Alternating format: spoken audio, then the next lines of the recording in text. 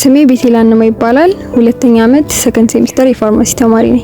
አብነት ሬሶ ባላለው የፋርማሲ ሰከንድ ሴሚስተር ተማሪ ነኝ። መጀመሪያ ላይ ፋርማሲ ዲፓርትመንት ያስብ የነበረው ምንድነው ጀስት እንትን ማድረግ ላይ ዲስፔንስ ማድረግ ላይ ኦር ደግሞ እንዲ ማከፋፈል ላይ ምናምን እንደሚሰሩና በቃ ሱቅ ላይ ቆመው እንደሚሸጡ በሽተኛ ፕሪስክሪፕሽኑን ይዞ ሲመጣ ኦሬዲ ዶክተሩ ያዘዘለትን መድኃኒት ጀስት አይቶ መስጠት እንጂ የሚመስለኝ ዛትማሽ እንዲ ዲፕሊ ገብቶ የሚያጠና እንትን አልመሰለኝም ነበረ። እና ምንድነው የተረዳሁት በጣም ከፔሸንት ጋር አሁን ሞሮፍ ደግሞ በእኛው ላይ ክሊኒካል ፋርማሲ ስለሆነ ከፔሸንት ጋር ብዙ ቁርኝነት ነገር አለውና ከእኔ ካሰብኩት በጣም የተሻለ ሆኖ ነው ያገኘሁት። ኦኬ ያው ስለ ፋርማሲ ቀድሜ የነበረኝ ግንዛቤ ፋርማሲ ማለት ጀስት መድኃኒት ማምረትና መድኃኒት መሸጥ ወይ የሆነ ሱቅ ላይ ፋርማሲ ስቶር ከፍቶ መድኃኒት እንደመሸጥ ነበር ያሰብኩት። ነገር ግን ፋርማሲ ማለት በጣም ዋይድ የሆነ ሳይንስ ነው። ፋርማሲ ከማቅረብና ከማዘጋጀትና ከመሸጥ ባለፈ ከፋርማኮሎጂ ከምንለው ከፋርማሲቲካል ቴክኖሎጂ ደግሞ ከሜዲሲናል ኬሚስትሪ ከምንላቸው ባሻገር ፔሸንት ኬር ምንለው ነገር ታካሚን ምንንከባከብበት ደግሞ የመድኃኒት መስተጋብር አስተዳደሮችን ምናስተዳድርበት ደግሞ የመድኃኒት አጠቃቀም እና በዛ ዙሪያ ላይ ምክር መስጠትንም አማከለ ይሆናል ማለት ነው።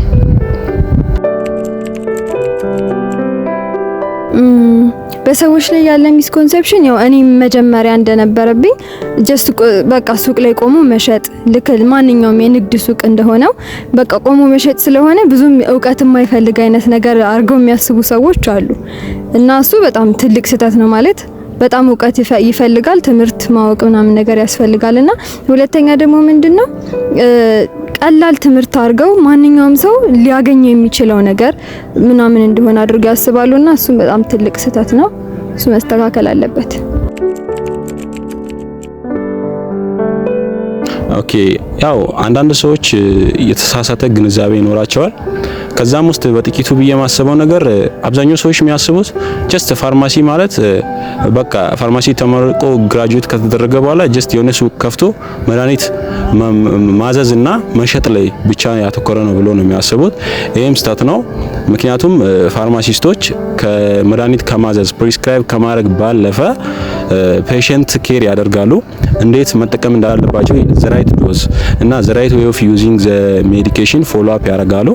እና ደግሞ እና ፋርማሲ ጀስት ሪቴል ሴቲንግ ውስጥ ብቻ የሚሰራ ስራ ነው ብሎ ያስባሉ። ግን ከዛም ባለፈ በተለያዩ የጤና ካምፓኒዎች የተለያዩ መንግስት ኤጀንሲዎች ላይ ተሳትፎ መስራት እንደሚችሉና እና ደግሞ ፋርማሲዎች ሀብታም ነው ብሎ ያስባሉ ብዙ ጊዜ። በእርግጥ ያው እንደ ስራ ቦታና እንደ ሀገር እና እንደ ትምህርት ደረጃ ይለያያል ሀብቱ መጠኑ።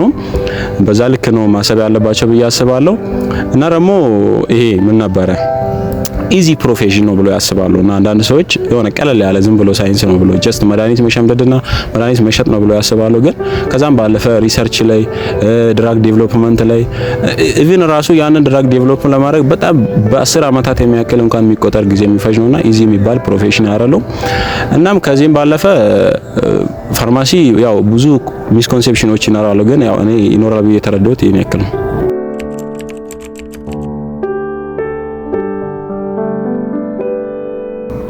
የቀድሞው ካሪኩለም ጀስት እንደተባለው ዲስፔንስ ማድረጉ ላይ ማከፋፈሉና ማምረቱ ላይ ነው። ማምረትና ማከፋፈል እንዴት እሱ እንትን እንደምንል እንጂ መመሪያዎቹን ምናምን ነው እንጂ እንዲ ውስጡን ገብቶ ያንዳንዱን እንትን አይልም ነበር የድሮ ካሪኩለም። አሁን ግን ክሊኒካል ሆኗል።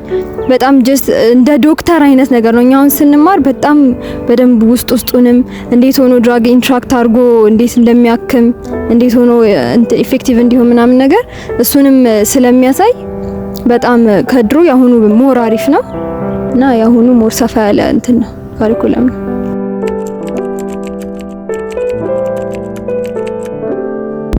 ኦኬ ይሄ በጣም ጥሩ ጥያቄ ነው። ኦልደስት ቨርዥን ወይም የድሮ ካልኩለም የምንለው ነገር ሰዎች በቃ ጀስት በድሮ ጊዜ መድኃኒት ማዘጋጀትና መድኃኒት አቅርቦት ላይ ያማከለ ነው የሚሆነው። ጀስት ሜኪንግ ኦፍ ዘ ድራግ and ዲስፔንሲንግ ኦፍ ዘ ድራግ በሚለው ላይ ነው ቤዝ የሚያደርገው። ነገር ግን ኒው ካልኩለም የምንለው በጣም ሰፊ ነው እኛ ከምናስበው በላይ ማለት ነው። ኢቭን ከሌላ ሄልዝ ፕሮፌሽኖች ላይ ኮሚኒኬት በማድረግ ኮላቦሬት የሆነ ፐርፎርማንስ መስራት፣ ፔሸንት ኬር ታካሚ እንክብካቤ ላይ ያተኮረ መሆን አለበት። ፋርማኮጄኖሚክስ የምንለው አሁን ላይ ኒው የመጣ ካልኩለም ነውና ጂን ላይ ያተኮረ እና ፊልድ ነውና ከዚህ አንፃር ነው እና ደግሞ ቴክኖሎጂ ጋር ኢንተግሬትድ የሆነ ቴክኖሎጂ ኢንተግሬሽን የምንለው ነገር ቴክኖሎጂ የተዋቀረ ምክንያቱም አንዳንድ ነገሮችን በቴክኖሎጂ በመጠቀም መመዝገብ መከታተል ሊሆን ይችላልና ከዛ አንፃር ነውና ደግሞ በህዝብ ጤና ላይ ፐብሊክ ሄልዝ የምንለው ላይ ያተኮረ መሆን አለበት። ደግሞ ይሄ ምንድነው ሶፍት ፕሮፌሽን ስኪል የምንለው ነገር ይሄ ሶፍት ፕሮፌሽን ስኪል የምንለው ነገር ምንድነው? ከአሁን ቀለል ያሉ አሁን ለምሳሌ ቡድን መመስረት ሊሆን ይችላል።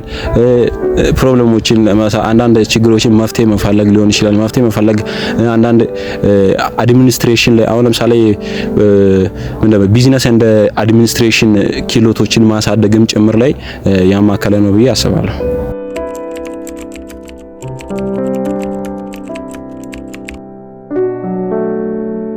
ፋርማሲ ከተማርን በኋላ በጣም ብዙ እንትኖች አሉ መስራት የምንችልባቸው የስራ ዘርፎች አሉ። ለቢዝነስም በጣም አሪፍ ነው። ሆስፒታል ፋርማሲስት መሆን ይቻላል ማለት በሆስፒታል ውስጥ ምናምን ለማህበረሰቡ አዌርነስ በመስጠት ሊሆን ይችላል።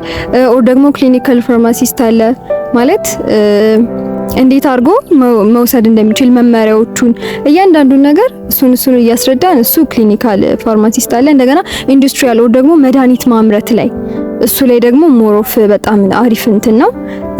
ሌላም ደግሞ እንዲ ሪሰርቾች ላይ ደግሞ እንዲ ምርምሮች አዳዲስ የሚገኙ መድኃኒቶች አሉ ደግሞ እንድናገኝ የምንፈልጋቸው ሞር ደግሞ ፋርማሲ ስገቡ ሞር ኢንስፓየር የሚያደርጋችሁ የሆነ ያልተገኙ በሽታዎች ሀገራችን ላይ ሊሆን ይችላል ምናምን ነገርና እነሱ ላይ ሞር ዲፕሊ ገብተን እንድንሰራ ምናምን ያደርገናልና እሱም አለ እና አካዳሚክ ፋርማሲስት ኦር ሌክቸር መሆን ይቻላል። እሱ ያው እንደየፍላጎታችን ብቻ በጣም ብዙ አማራጮች አሉ።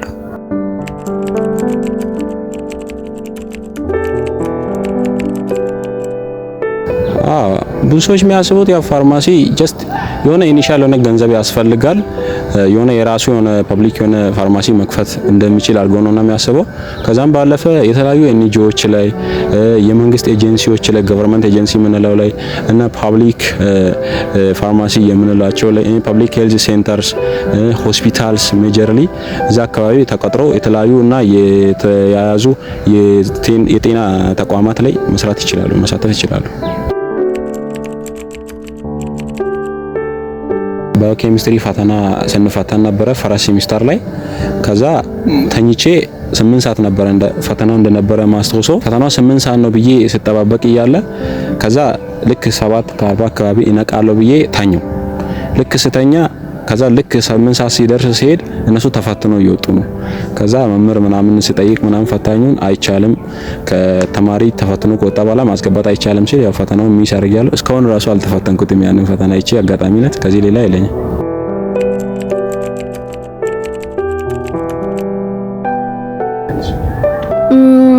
ፋርማሲ ጆይን ማድረግ የሚፈልጉ ሰዎች በጣም አሪፍ ፊልድ ነው ማለት ተማሪ ሆኖ አንዳንድ ሰው በጣም ከባድ ነው ሊላችሁ ይችላል። በጣም ቀላል ነው ሊላችሁ የሚችል ሰው ሊኖር ይችላል። ግን ቀላል ያን ያህል አይደለም ማለት ቀላል አይደለም። ሞር መነበብ ይፈልጋል፣ መጠናት ይፈልጋል። በጣም እንግዲህ እንቅልፍ መሰዋት ምናምን ሊኖር ይችላልና እሱን መጀመሪያ አስቡበት። ግን ከገባችሁበት በኋላ እያንዳንዱ ነገር ስታዩ ስለራስ ውስጥ ደግሞ የሆነ በደንብ ስታውቁ ስትሰሙ እንዴት ሆኖ እንትን እንደምትሉ በጣም ደስ የሚልና የሚመስጥ ዲፓርትመንት ነው እና ግቡ እላለሁ። ሁላችሁንም ፋርማሲ ተማሪዎች በጣም ወዳችኋለሁ።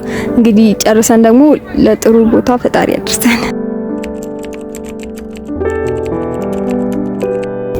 ዋው እኔ ፋርማሲን አሁን ከዚህ በኋላ ጆይን ቢያደርጉ ብዬ ማስበው በጣም ዘመኑን የጠበቀና በጣም ምርጥ የሆነ ዲፓርትመንት ነው ብዬ ነው ማስበው። ምክንያቱም ወደ ተለያዩ የቢዝነስ ዓለም ስለሚጋብዝ እና ከሌሎች የጤና ዘርፎች አንፃር ራሱ ገንዘብ መስራት የሚቻልበት ትልቅ ዲፓርትመንት ነው ብዬ አስባለሁ።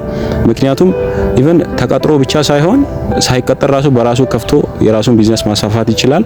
ስለዚህ ፋርማሲ ያን ያክል ውስብስብ የሆነ ዲፓርትመንት ቢሆንም እንኳን ከወጡ በኋላ በጣም ሰክሰስ መሆን እንደሚችሉና እኔም ፋርማሲን ስገባ ይሄንን ነገር ተገናዝቤ ነውና የገባሁት። ፋርማሲን ለሚገቡ ልጆች ዌልካም እላለሁ። ምርጥ ዲፓርትመንት ነው። ተጠቀሙበት። ይመቻችሁ። በጣም ወዳችኋለሁ ደግሞ